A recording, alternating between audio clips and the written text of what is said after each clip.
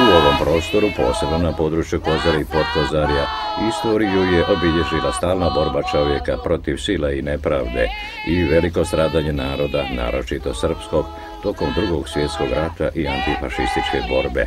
O tome svjedoče brojni spomenici, spomen česme i druga obilježja hrabrosti i nepokorenosti ovdašnjeg čovjeka.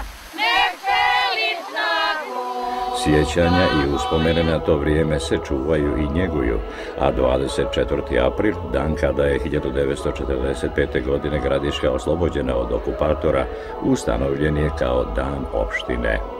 Obilježavanje ovog najznačajnijeg datuma u novijoj istoriji Gradiške nizom manifestacija, dodjelom priznanja, prigodnim prijemima je i simbolično povezivanje prošlosti, sadašnjosti i budućnosti ovog grada.